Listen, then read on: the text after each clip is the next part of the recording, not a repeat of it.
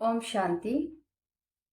ज्ञान के सागर बाबा हर रोज हमें ज्ञान की नई नई गुड रहस्य सुनाते हैं। हर रोज बाबा हमें ज्ञान की नई नई पॉइंट्स देते हैं। जैसे बाबा ज्ञान के सागर हैं, तो बाबा चाहते हैं बच्चे भी उतने ही नॉलेजफुल बने जितना बाप नॉलेजफुल है। तो बाबा हर रोज हमें एक नया चैप्टर पढ़ाते हैं। हर रोज कोई ना कोई नई शिक्षा बाबा हमें देते हैं।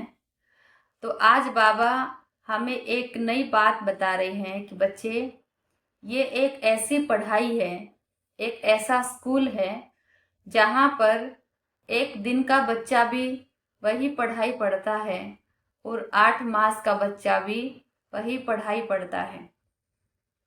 लौकिक में हम देखते हैं हर क्लास अलग अलग होता है।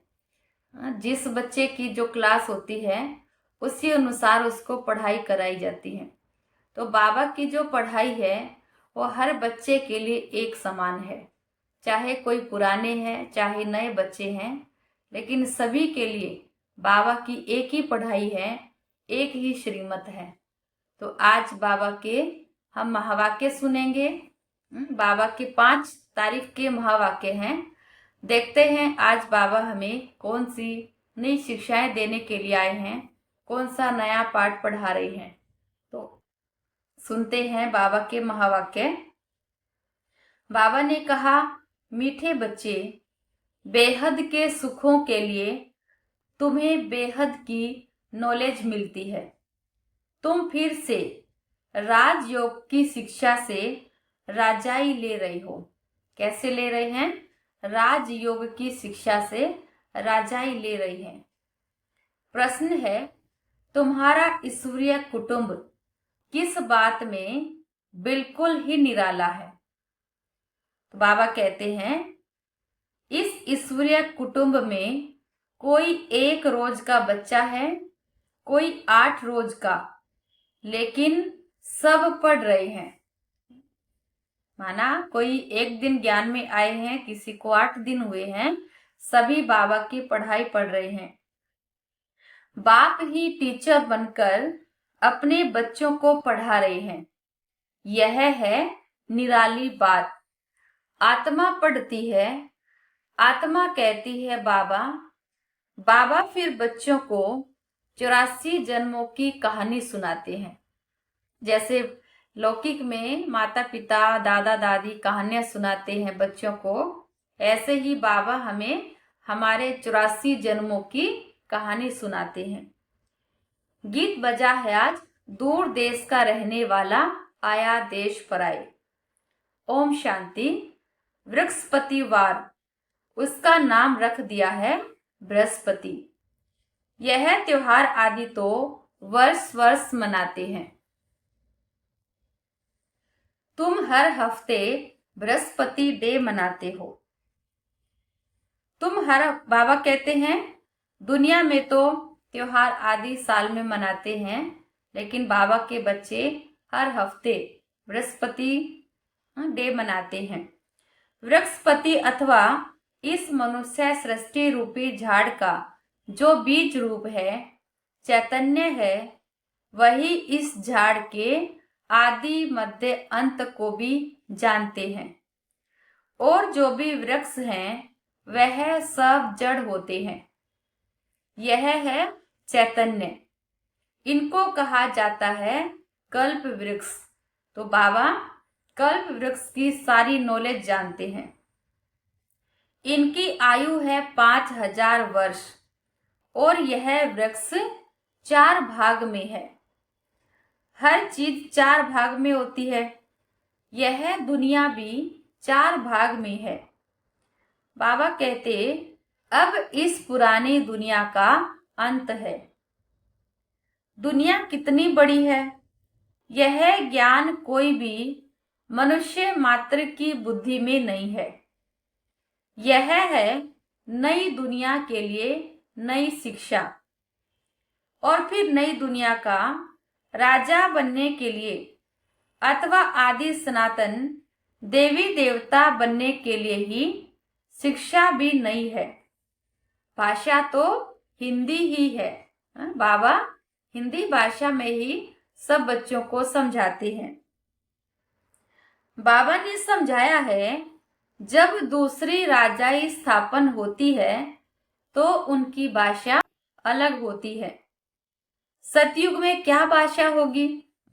सतयुग में कौन सी भाषा होगी? वहां पर भी हिंदी होगी, लेकिन वहां की हिंदी बहुत रिफाइन होगी। बच्चे थोड़ा थोड़ा जानते हैं।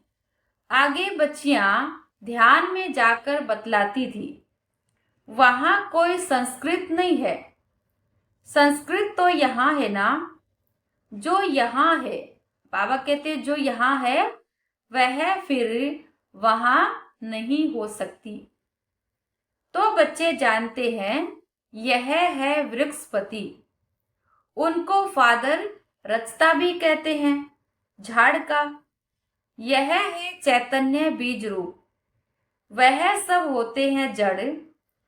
बच्चों को सृष्टि के आदि मध्य अंत को भी जानना चाहिए ना।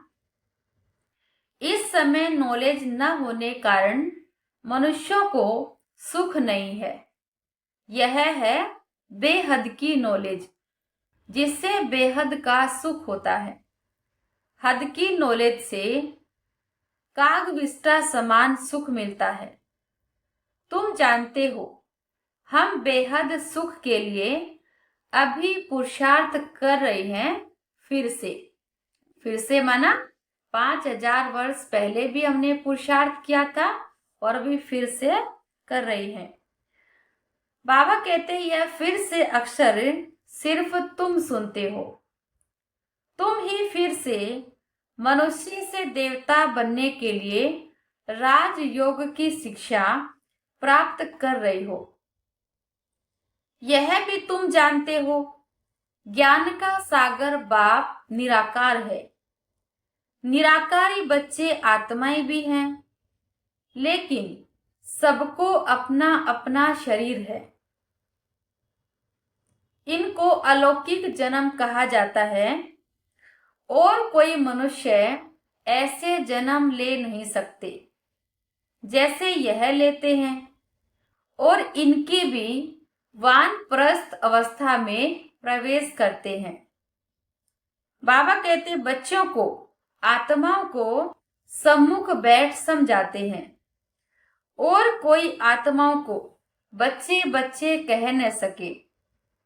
कोई भी धर्म वाला हो, जानते हैं शिव बाबा हम आत्माओं का बाबा है। वह तो जरूर बच्चे बच्चे ही कहेंगे। बाकी कोई भी मनुष्य आत्मा को ईश्वर नहीं कह सकते। बाबा नहीं कह सकते। यूं तो गांधी को भी बापू कहते थे, म्युनिसिपैलिटी के मेयर को भी फादर कह देते हैं, परंतु वह फादर हैं सब देहधारी। तुम जानते हो, हमारी आत्माओं का बाप हमको पढ़ाते हैं।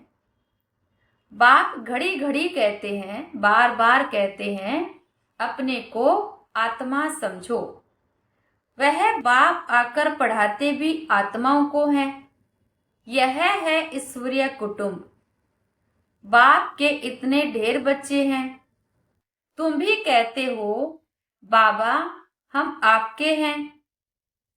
तुम बच्चे हो गए, कहते हैं बाबा हम 1 रोज का बच्चा हूं, 8 रोज का बच्चा हूं, 1 मास का बच्चा हूं। तो पहले जरूर छोटा ही होगा, भले 2-4 दिन का बच्चा ही है, परंतु अर्गन्स तो बड़े हैं ना। बाबा कहते ज्ञान में भले 2-4 दिन पहले आए हैं, लेकिन शरीर तो बड़ा है ना। इसलिए सब बड़े बच्चों को पढ़ाई चाहिए। जो भी आते हैं सबको बाप पढ़ाते हैं। तुम पढ़ते भी हो। बाबा कहते हैं बाप का काम है सबको पढ़ाना, तो तुम भी पढ़ते हो। बाप के बच्चे बने, फिर बाप समझाते हैं तुमने 84 जन्म कैसे लिए, क्योंकि बाबा नॉलेजफुल है। तो बाबा ही बता सकते हैं कि कैसे तुमने 84 जन्म लिए। बाप कहते हैं, मैं भी बहुत जन्मों के अंत में इनमें प्रवेश करता हूं। ब्रह्मा बाबा के तन में प्रवेश करते हैं तो और फिर पढ़ाता हूं। बच्चे जानते हैं यहाँ हम बड़े से बड़े टीचर के पास आए हैं, शिव बाबा के पास आए हैं जो सबसे बड़ा टीचर है, जिससे ही फिर यह टीचर्स निकले हैं जिनको पंडे कहते हैं। वह भी सबको पढ़ाते रहते हैं। जो जो जानते जाएंगे पढ़ाते जाएंगे। जिनको खुद ज्ञान समझ में आएगा तो वह फिर औरों को पढ़ाते रहेंगे। बाबा कहते, पहले पहले तो समझाना ही यह है कि दो बाप है ना, एक लौकिक और दूसरा पारलौकिक। बड़ा तो जरूर पारलौकिक बाप हो गया, जिसको भगवान कहा जाता है। तुम जानते हो अभी हमको पारलौकिक बाप मिला है और किसी को पता नहीं है। धीरे धीरे जानते जाएंगे। तुम बच्चे जानते हो हम आत्माओं को बाबा पढ़ाते हैं। हम आत्माएं ही एक शरीर छोड़ फिर दूसरा लेंगी, ऊंच से ऊंच देवता बनेंगी, ऊंच से ऊंच बनने के लिए आए हैं। कई बच्चे चलते चलते ऊंचे से ऊंची पढ़ाई को छोड़ देते हैं। किसी न किसी बात में संशय आ जाता है या माया का कोई तूफान सहन नहीं कर सकते हैं तो काम महाशत्रु से हार खा लेते हैं। इन्हीं कारणों से पढ़ाई छूट जाती है। बाबा कहते, काम महाशत्रु के कारण ही बहुतों को सहन करना पड़ता है।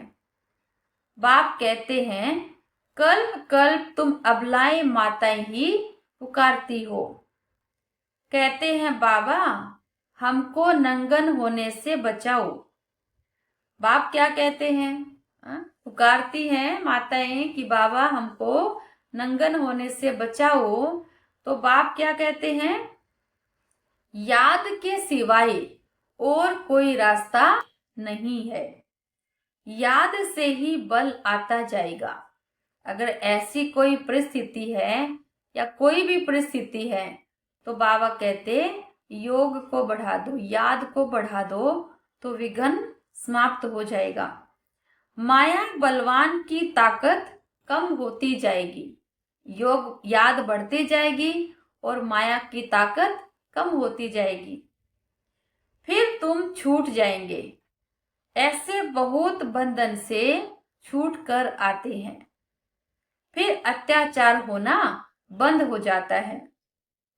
फिर आकर्ष बाबा से ब्रह्मा द्वारा बातचीत करते हैं।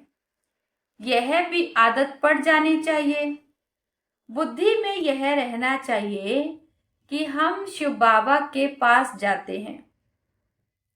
वह इस ब्रह्मा तन में आते हैं। हम शिव बाबा के सामने बैठे हैं।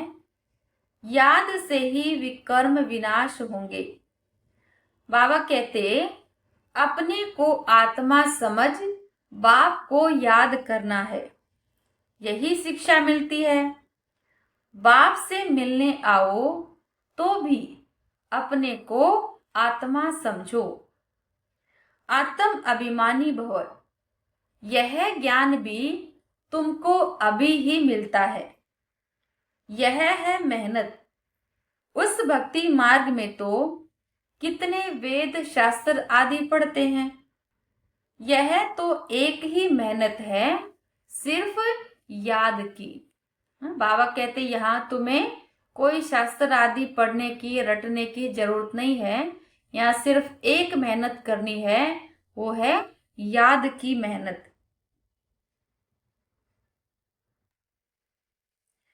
यह बहुत सहज ते सहज है, बहुत डिफिकल्ट ते डिफिकल्ट भी है, सहज भी है और मुश्किल भी है।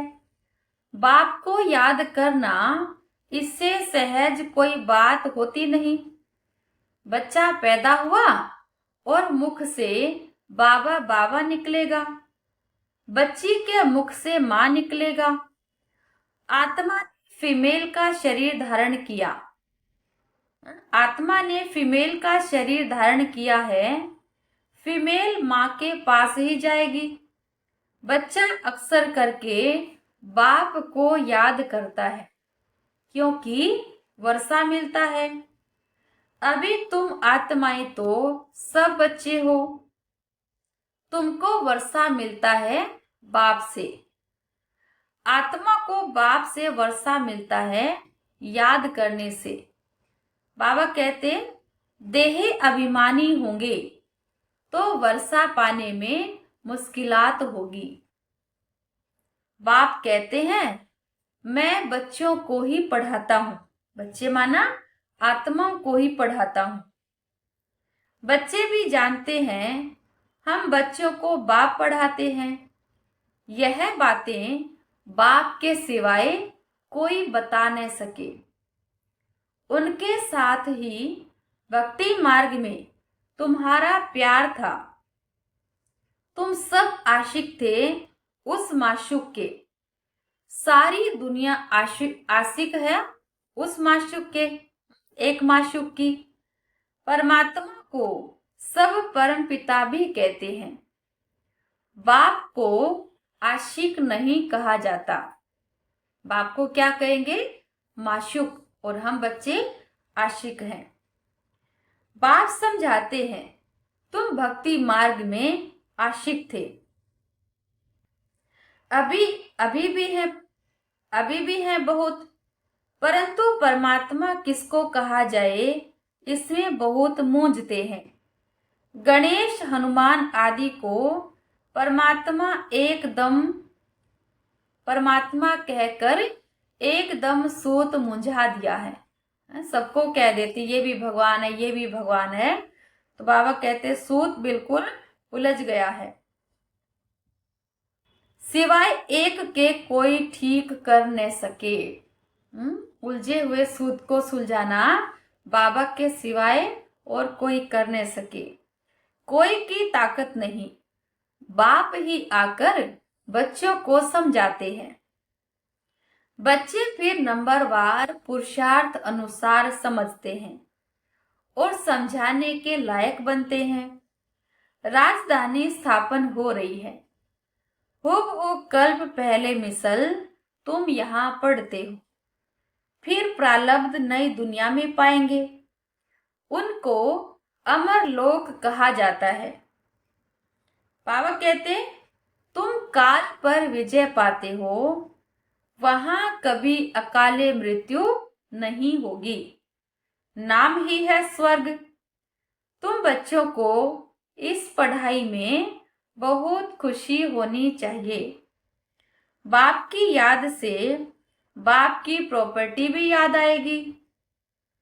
सेकंड में सारे ड्रामा का ज्ञान बुद्धि में आ जाता है। मूल वतन, सूक्ष्म वतन, स्थूल वतन, 84 का चक्कर, बस यह नाटक सारा भारत पर ही बना हुआ है।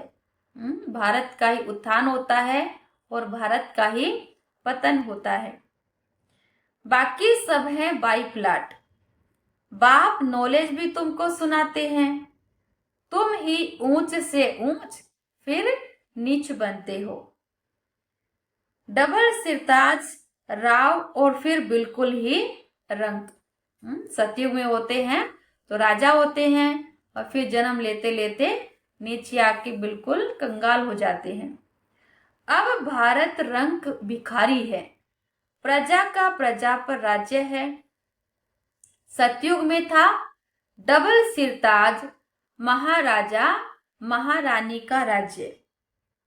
सब मानते हैं आदि देव ब्रह्मा को बहुत नाम दिए हैं। महावीर भी उनको कहते हैं। महावीर हनुमान को भी कहते हैं।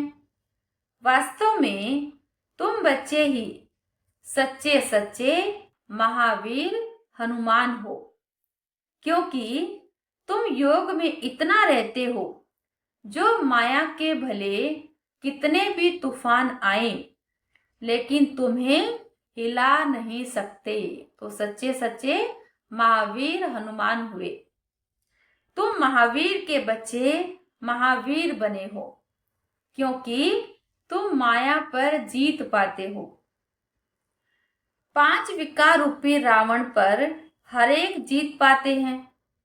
एक मनुष्य की बात नहीं, तुम हर एक को धनुष तोड़ना है, अर्थात माया पर जीत पानी है।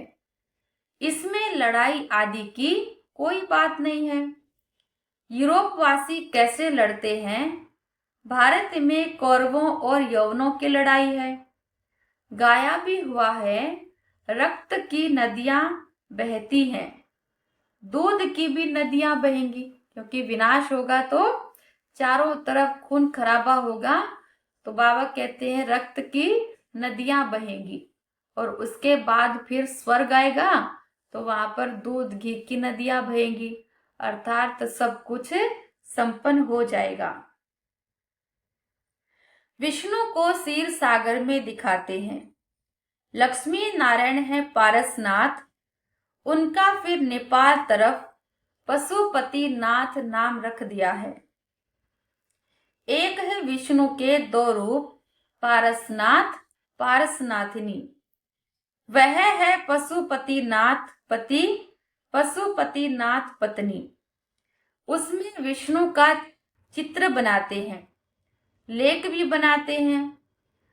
बाबा कहते अब लेक में दूध कहाँ से आया, दिखाते हैं कि लेक में दूध, कहते ना दूध घी की वहां नदियां बहती हैं, और विष्णु जी को दिखाते हैं। बाबा कहते हैं इतनी बड़ी कोई दूध की झील तो हो नहीं सकती है। बड़े दिन पर उस लेक में दूध डालते हैं, फिर दिखाते हैं क्षीर सागर में विष्णु सोया पड़ा है। अर्थ कुछ भी नहीं, 4 भुजा वाला मनुष्य तो कोई होता नहीं। क्यों दिखाते हैं ऐसा कि चारों तरफ पानी है और फिर उसमें विष्णु लेटा हुआ है। तो बाबा कहते जब विष्णुपुरी होगी तब चारों तरफ पानी ही पानी होगा, और केवल भारत होगा जिसमें विष्णु का राज्य होगा, अर्थात लक्ष्मी नारायण वहां राज्य करेंगे। तो बाबा कहते 4 भुजा दिखा दी विष्णु की, तो 2 भुजा श्री लक्ष्मी की और 2 भुजा श्री नारायण की है।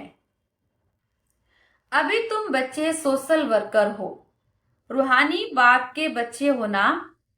बाप सब बातें समझाते हैं, इसमें कोई संशय नहीं आना चाहिए। बाबा ने जो कहा वही सत्य है, इसमें कोई संशय कोई डाउट नहीं आना चाहिए। संशय माना माया का तूफान।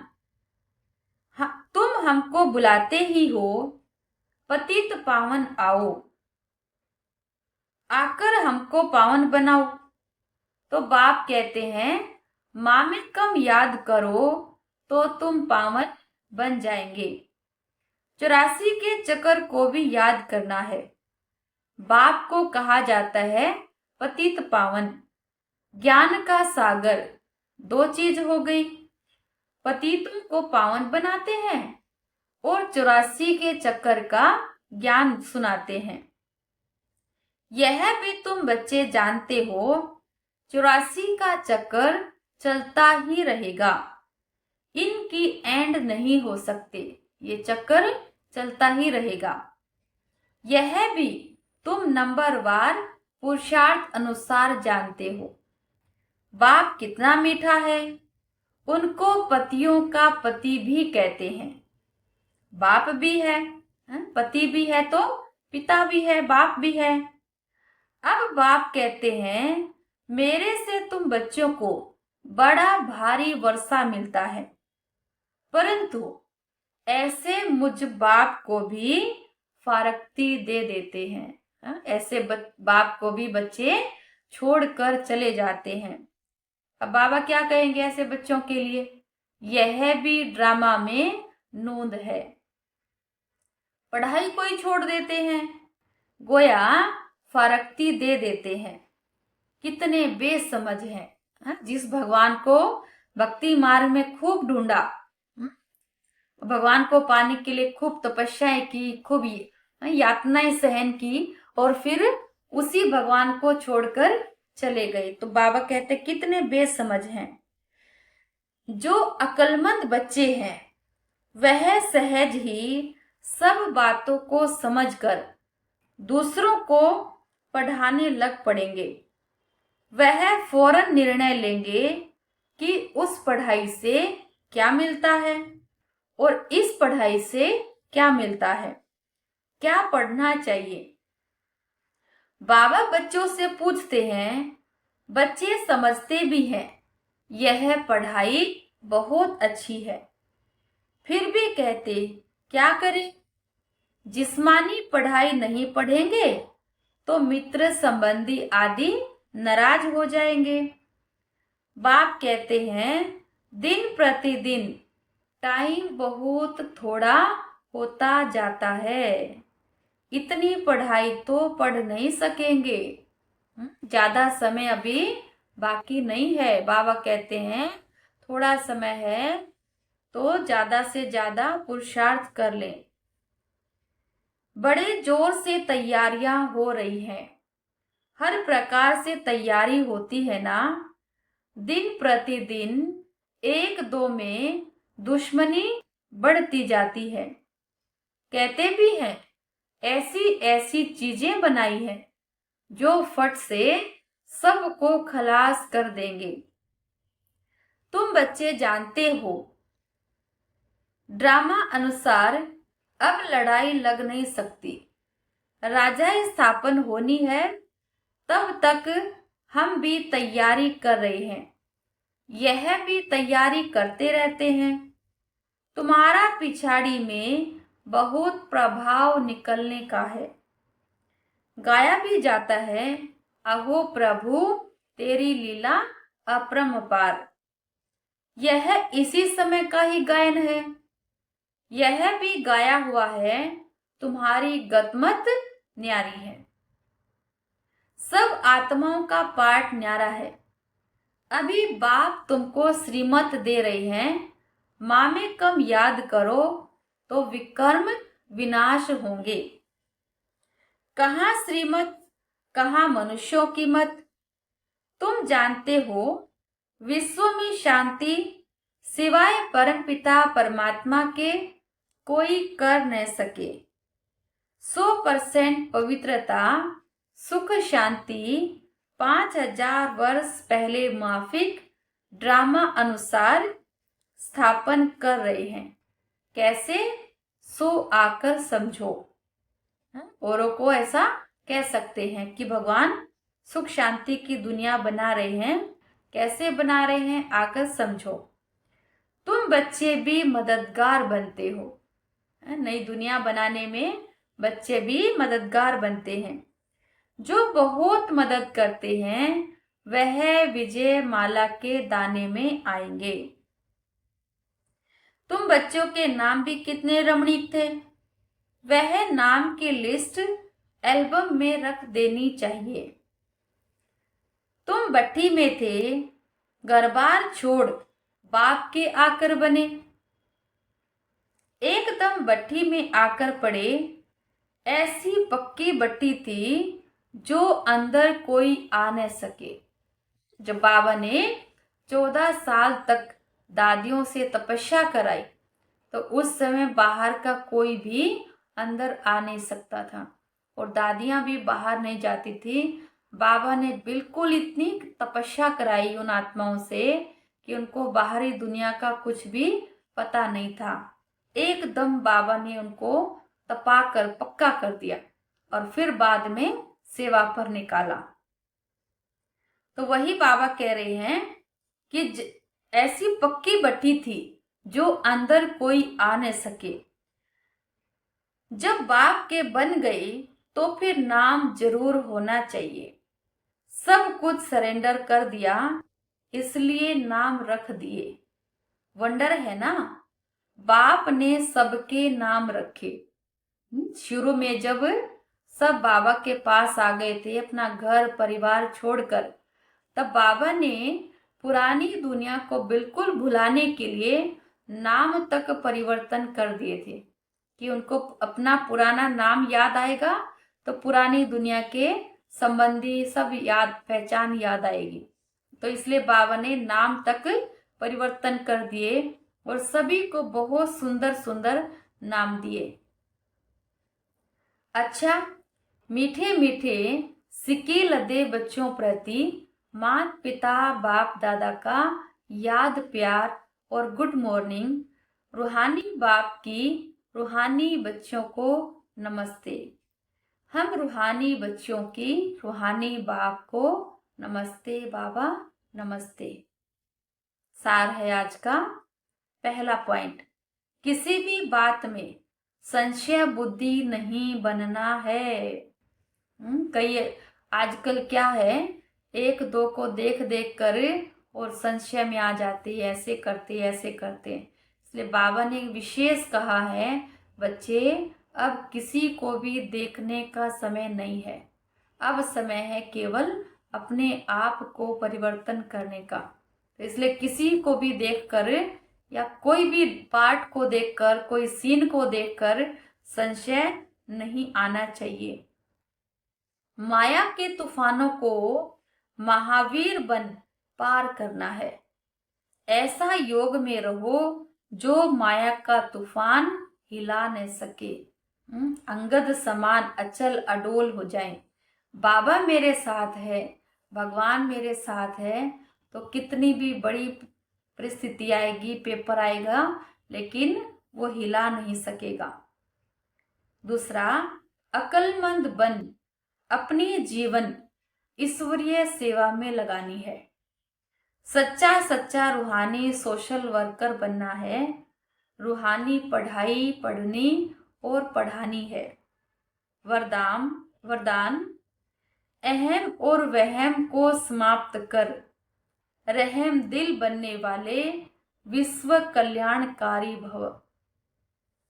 अहम और वहम को समाप्त कर रहम दिल बनने वाले विश्व कल्याणकारी भव। कैसी भी अवगुण वाली, कड़े संस्कार वाली, कम बुद्धि वाली, सदा ग्लानि करने वाली आत्मा हो, लेकिन जो रहम दिल विश्व कल्याणकारी बच्चे हैं, वे सर्व आत्माओं के प्रति लवफुल के साथ लवफुल होंगे। कैसी भी आत्माएं हैं, बाबा कहते हैं उनके प्रति भी लव रखना, प्रेम भाव रखना है। कभी वहम में नहीं आएंगे कि यह तो कभी बदल ही नहीं सकते, यह तो है ही ऐसे, या यह कुछ नहीं कर सकते, मैं ही सब कुछ हूं, यह कुछ नहीं। इस प्रकार का अहम और वहम छोड़ कमजोरियों व बुराइयों को जानते हुए भी क्षमा करने वाले रहम दिल बच्चे ही विश्व कल्याण की सेवा में सफल होते हैं। तो बाबा ने दो चीजें खत्म करने के लिए कही है, अहम और वहम। अहम भाव जब होता है तब दूसरे को कुछ भी नहीं समझते।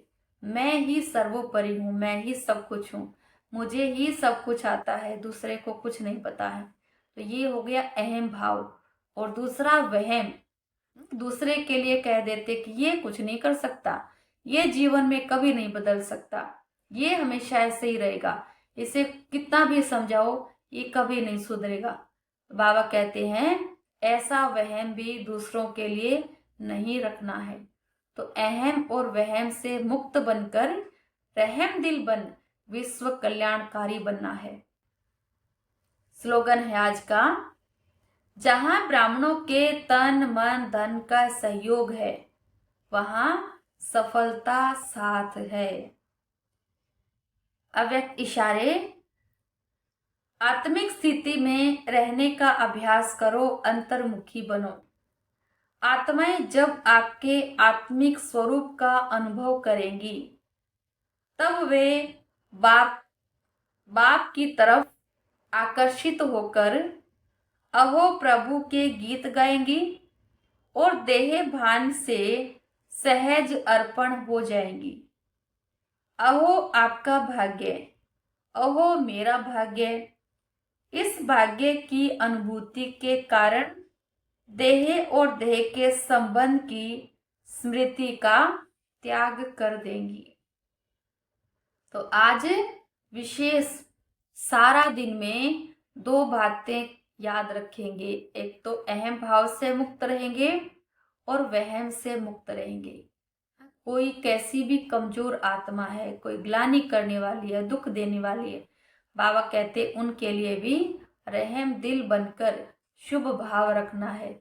ये आत्मा भी परिवर्तन हो जाएंगी, ये भी चेंज हो जाएंगी। क्योंकि एक बार बाबा ने मुरली में कहा था कि अगर हम किसी के लिए कहते हैं कि ये नहीं बदल सकते तो समझो ऐसा कहना माना उस आत्मा को श्राप देना है। और ब्राह्मणों का के मुख से एक एक शब्द निकला हुआ बहुत वैल्यूबल होता है। इसलिए किसी भी आत्मा के लिए ऐसे नहीं सोचना है। कोई भी कमजोर आत्मा है तो उसके प्रति भी शुभ भाव रखेंगे। तो आज सारा दिन यही दो बातें याद रखेंगे। क्या? ओम शांति।